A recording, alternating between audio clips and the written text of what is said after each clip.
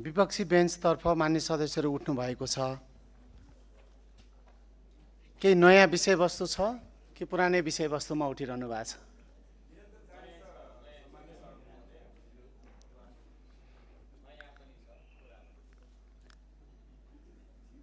विपक्षी बेन्चतर्फ सबै मान्य सदस्यहरू उठ्नु भएको हुनाले विषयवस्तु एउटै भएको भनेर यहाँहरूले नै जानकारी गराउनु भएको हुनाले विपक्षी बेन्चको तर्फबाट एकजना मान्य सदस्यले बोल्नुहोस्। कसले बोल्नुहुन्छ?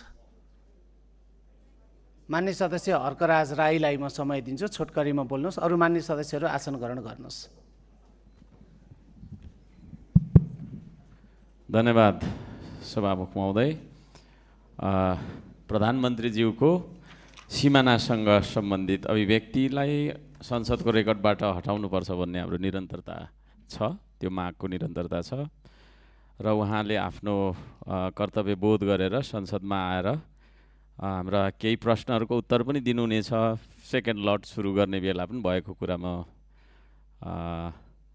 जानकारी गराउन चाहन्छु, ध्यानाकर्षण गराउन चाहन्छु। र अर्को कुरा चाहिँ उहाँकै निर्देशनमा भन्ने हामीलाई जानकारी छ, सुकुम्बासी अव्यवस्थित बसोबासीको बस्तीमा डोजर चलाएर उहाँहरूलाई बेघर बनाउनु भयो, बेहाल स्थिति छ र अहिले होल्डिङ सेन्टर्समा लाइक कृतिपुर लगायतका ठाउँहरूमा राखिएका होल्डिङ सेन्टर्समा खाना पानीको अभाव भएर त्यहाँ नेपाली नागरिकहरू नै हुनुहुन्छ पक्कै पनि। मैले बुझ्दाखेरि उहाँहरूले आन्दोलन गरिरहेको दृश्यहरू हामीले देखिरहेका छौँ।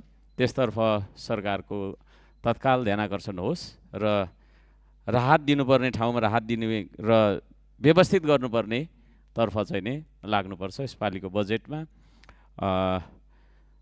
सहर व्यवस्थापन लगायतका विषयहरूमा बजेट छुटिएको देखिन्छ, त्यहाँबाट हुन्छ या कसरी हुन्छ पुनर्वासको व्यवस्था होस्। र मेरो माग चाहिँ के छ भन्दाखेरि उहाँहरू जहाँ हुनुहुन्थ्यो त्यही एउटा राम्रो सिटी प्लानिङ गरेर उहाँहरूलाई फेरि पुनर्वास गराउँदाखेरि सरकारकै वाहवाही पनि हुने थियो भन्न चाहन्छु सभामुख महोदय। धन्यवाद।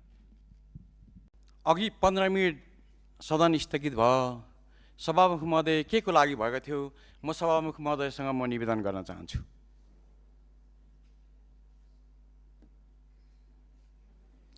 के को लागि स्थगित भएको थियो त्यो सदन? मान्य सदस्य विषयवस्तुमा अगाडि बढ्नुहोस्। त्यो सम्भव छैन सभामुख महोदय।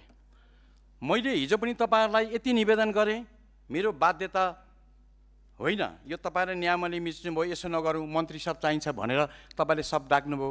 फेरि 15 मिनट स्थगित गर्नुभयो तपाईँले। अहिले त्यो स्थगित गरेपछि मन्त्री खोइ त सभामुख महोदय, यसो नगरौँ न। हामीले सदनलाई मैले पनि बारम्बार भन्छु थितिमा बसलौँ। तपाईँहरूले हामीले हेप्नु भएको हो नि, हेप्ने अझै कति हेप्नुहुन्छ हेर्नुहोस्। यहाँभन्दा हेप्ने ठाउँ छ? यो मिल्दैन सभामुख महोदय, मेरो बाध्य हो। मान्य सदस्य आज हामीले विज्ञान प्रविधि तथा नवप्रवर्धन मन्त्रालय, कानुन न्याय तथा संसदीय मामिला मन्त्रालय, पूर्वाधार विकास मन्त्रालय, गृह मन्त्रालय, ऊर्जा जलस्रोत तथा सिँचाइ मन्त्रालय, परराष्ट्र मन्त्रालय, अर्थ मन्त्रालय, रक्षा मन्त्रालय, प्रधानमन्त्री तथा मन्त्री परिषदको कार्यालय, राष्ट्रिय योजना आयोगको सचिवालय, उपराष्ट्रपतिको कार्यालय र राष्ट्रपतिको कार्यालयको छलफलमा छौँ। यसमा मान्य सदस्यलाई अहिले गृहमन्त्रीज्यू र कानुन मन्त्रीज्यू आउने क्रममा हुनुहुन्छ र उहाँहरूभन्दा बाहेकका मन्त्रालयको विषयमा आफ्ना कुरा राख्दै गर्नुहोस् र मन्त्रीज्यूहरू आउने क्रम छ र उहाँहरूको मन्त्रालयसँग सम्बन्धित विषय उहाँहरू आइपुगेपछि राख्नु होला। अहिले आफ्नो भनाइ अगाडि बढाउनुहोस्।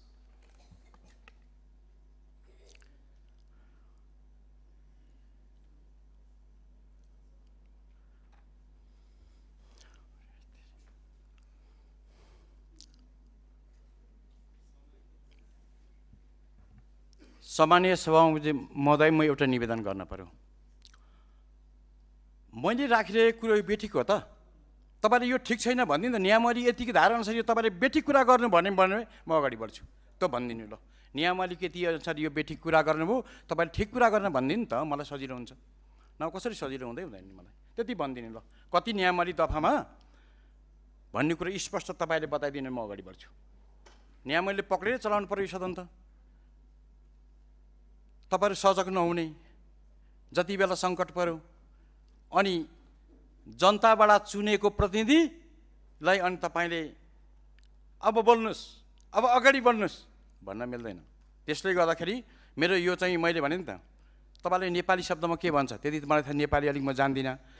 मेरो यो बाध्यता हो, यस कारणले बाध्यता हो। तपाईँले हेप्नुभयो नि त, हिजो त्यत्रो कुराकानी गरेर स्थगित भएको, तपाईँले 15 मिनट स्थगित गर्नुभयो, के को लागि स्थगित गर्नुभयो त? मिल्दैन सभामुख महोदय। म अन्तिम तपाईँलाई भन्न चाहन्छु, तपाईँले नियमावलीको यति अनुसार यस्तो हो भन्नुभयो भने फेरि सरक्क हेर्नुहोस्, म त विधिलाई मान्ने मान्छे। हेर्नुहोस्, यो संविधान हामीले बनाएको, नियमावली तपाईँहरूले बनाउनु भएको, तपाईँले बनाएको जबरजस्ती नियमावली बनाउनु भयो, त्यसलाई कार्यान्वयन गर्नु न। हामीले त मैले त ओके मान्दैकै छु त। लु कति नियमावलीमा लु भन्नु त, म ठ्याक्कै मानिदिन्छु। म ठ्याक्कै हिँडिदिनै सक्छु, मेरो आफ्नो कुरा राखेर म अगाडि पनि बढ्न सक्छु। कति दफामा कतिमा यस्तो हुन्छ भन्दा पनि के भयो त? हामी विधिलाई मान्ने मान्छे, विधिलाई मान्नु पऱ्यो, विधिलाई टेक्नु पऱ्यो। म मान्छु, लु सभामुखको निर्देशन म तलमाथि यति पनि गरिदिनु, तर नियमावलीको दफा यति नम्बर यति अनुसार यस्तो भयो भन्नु भने कुन ठुलो कुरो हो त? म मानिदिन्छु।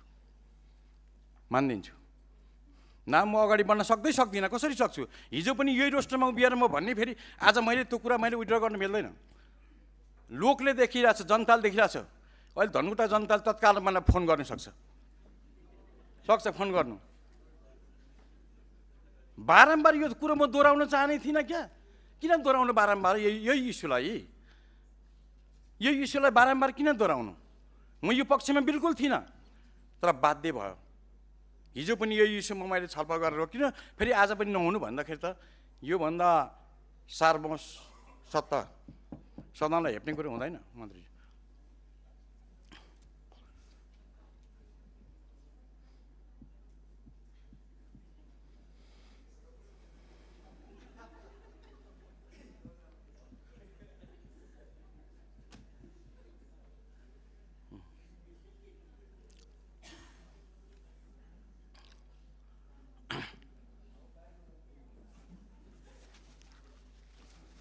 माननीय सदस्य अगाडि बढ्नुहोस्। सम्माननीय सभामुख महोदय, मैले धेरै अनुरोध गरेँ। अनुरोध गरिसकेपछि अब मन्त्रीजीहरू आउनुभएको छ। अब मन्त्रालय चाहिँ 8वटा छ, मन्त्री चाहिँ 6वटा हुनुहुन्छ। के हो यो? तर सभामुखले धेरै अनुरोध गरिसक्नु भएको हुनाले म अगाडि बढेँ। तर विधिलाई टेकौँ, नियमहरूलाई कार्यान्वयन गरौँ भन्न सम्माननीय सभामुखलाई म आग्रह र निवेदन गर्न चाहन्छु। पहिलो कुरो, अब पहिलो कुरो म गृह मन्त्रालय अन्तर्गत जानु पर्यो। अहिले यो देशमा जम्मा 75वटा कारागार छ। 72 जिल्लामा, 5वटा जिल्लामा कारागार छैन।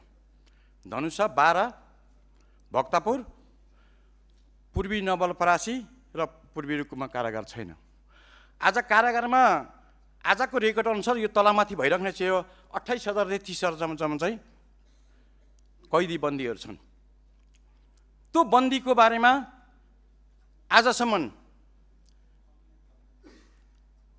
ती बन्दीहरूलाई कसरी व्यवस्थापन गर्ने, एउटै कारागारमा 100 राख्ने ठाउँमा 300 राखिएको छ। यस्तो किन हुन्छ? यो नयाँ सरकारले के गर्न खोजेको हो? मैले यो कुरा बुझ्न सकेको छैन। त्यसको साथसाथै म भन्न चाहन्छु, आज धनकुटा जिल्लामा त्यहाँको नगरपालिकाले 19 रोपनी जग्गा दिई त्यो विशेष कारागार बनाउनका निम्ति 1000 देखि 1500सम्म बन्दीहरूलाई राख्नका निम्ति बजेट विनियोजन भएको। त्यो राष्ट्रिय योजना आयोगमा गयो, अर्थ मन्त्रालय गयो। त्यो बजेट अहिले किन परेन? धनकुटा एउटा पहाडी क्षेत्रको रमाइलो ठाउँ हो, त्यहाँ हावापानी राम्रो छ, वातावरण राम्रो छ, त्यो सबै बन्दीले ल्याउनु उपयुक्त हुन्छ भन्ने हैसियतले कारागारको विशेष कारागारको बनाउने व्यवस्था थियो, त्यो किन भएन? त्यसैले गर्दाखेरि म त्यसैसँग जोड्न चाहन्छु, आज 30 देखि 28,000 बन्दीहरूलाई कामको जिम्मा दिनु पर्यो। उहाँहरूको श्रम त्यसै गएको छ, श्रमलाई व्यवस्थापन गर्नु पर्यो। कि त जुन ठुलो कारागार छ त्यहाँ उद्योगहरू खोलिदिनु पर्यो। सानो कारागार भएको ठाउँमा त्यहाँ के गर्न सकिन्छ त्यो कामको पनि व्यवस्थापन गर्नु पर्यो। यदि त्यति नभएन भने ती कैदीहरूलाई श्रममा के उपयुक्त हुन्छ काम गर्ने वातावरण बनाउनु पर्यो। धेरै श्रमहरू अहिले खेरा गइरहेको छ। ती बन्दी जति बन्दी छन् उसले कैद भुक्तानी गर्छ, फेरि त्यही काम दोहोऱ्याउँछ। ती बन्दीहरूलाई एउटा कैदमा परिसकेपछि ऊ राम्रो बनेर निस्किने एउटा वातावरण सिर्जना गर्नुपर्छ। त्यो गर्न सकिएन भने के हुन्छ? राज्यको लगानी पनि गयो, उसले फेरि दोस्रोचोटि बेमान गर्न छ। यसको तर्फ म गृहमन्त्रीज्यूको म ध्यान आकर्षण गर्न चाहन्छु। यसको साथसाथै फेरि म दोहोऱ्याउन चाहन्छु, धनकुटामा विशेष कारागारको निम्ति यसैचोटि बनाउने व्यवस्था गर्नुपर्छ। त्यो सबै चिज चाहिँ भइसकेको छ। त्यो डिपिआर गर्ने, जग्गाको व्यवस्थापन, सब चिज काम भएछ भन्ने म गृहमन्त्रीज्यूको ध्यान आकर्षण गर्न चाहन्छु। अब दोस्रो कुरो, भौतिक पूर्वाधारतिर जाउँ। मन्त्रीजीबाट धेरै कुरा नेपाली जनताले आशा राखेको, युङ युवा मान्छे, यो सडक क्षेत्रमा कालपल्ट हुन्छ भनेर हामीले सोचेको, अनि बाहिर हल्ला पनि थियो, जोड पर्नु भएको, तर त्यो देखिएन। त्यो त यस्तो झुर रहेछ, हेर्नुहोस्, योजना सम्पन्न भइसकेको ठाउँमा पैसा हालेको छ, खै सूचना? उहाँले सूचना लिनु भएन छैन, बरु कहिले कहिले ठेकेदारलाई थर्काइदिनु भयो। त्यो सूचनातिर त उहाँ जानु भएन छ। अनि मलाई त अचम्म लाग्यो, हेर्नुहोस्, पहिला निर्वाचनमा जितेर आइसकेपछि सम्माननीय प्रधानमन्त्री बालेन्द्र शाहले के गर्नुभयो भने हामीलाई डाकेर म यसचोटि पुरानो अधुरो योजना सब सम्पन्न गर्छु, त्यसपछि सुशासनको काम गर्छु, अरू महत्त्वपूर्ण योजनाहरू अर्कोचोटि गर्छु उहाँले त्यही भन्नुभएको। त्यसैमा म त भर परेँ, हामी त पूर्वको मान्छे, सोझो इमान्दार पनि होला नि भनेको। आज कुनै योजना छैन, धनकुटा खाली। यस्तो के भएको हो? धनकुटाको जनताले यो सरकारसँग के दुश्मनी गर्यो? किन यस्तो भयो? मलाई लाग्छ मन्त्रीज्यू तपाईँ यता मतिर हेर्नु राम्रो हुन्छ। तपाईँलाई पनि मैले हेरिरहेको छु। अब तपाईँलाई मेरो निवेदन छ सभामुख मार्फत, तपाईँले ती अधुरा योजना सम्पन्न गर्नुपर्छ। अनि कामको परिणाम आइसकेपछि के हुन्छ? तपाईँको नि हाइहाइ हुन्छ। अनि हामीलाई पनि भन्न सजिलो भयो, हामी आम जनतामा धनकुटावासीलाई म भनिदिन्छु, तपाईँको बारेमा म बाँसुरी बजाइदिन्छु, राम्रो मन्त्री हुनुहुन्छ भनेर। खै त्यो वातावरण। त्यसैले गर्दाखेरि म एउटा यस्तो तपाईँलाई एउटा जानकारी गराउन चाहन्छु। पाखरीबास मुगा हुँदै भरतपुर अनि खोटाङ जाने सडक थियो, त्यसको नाम हिले पाखरीबास अनि मुगा हुँदै भरतपुर जाने सडक थियो। त्यो सडक चाहिँ 74 सालमा 1 करोड पैसा पर्यो।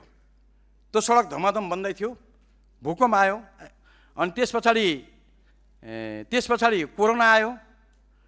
त्यस पछाडि त्यो निर्माण व्यवसायले कामलाई सुचारू रूपमा सञ्चालन गर्न सकेन। फेरि त्यही निर्माण व्यवसायले अर्को निर्माण व्यवसायलाई काम गर्न दियो, त्यसको भुक्तानी नपाएर मुद्दा पर्यो। मुद्दा परेर त्यो सडक त्यत्तिकै स्थगित रह्यो। अहिले मुद्दा पनि फैसला भयो, अहिले पैसा छैन। मन्त्रीज्यू के यस्तो भयो?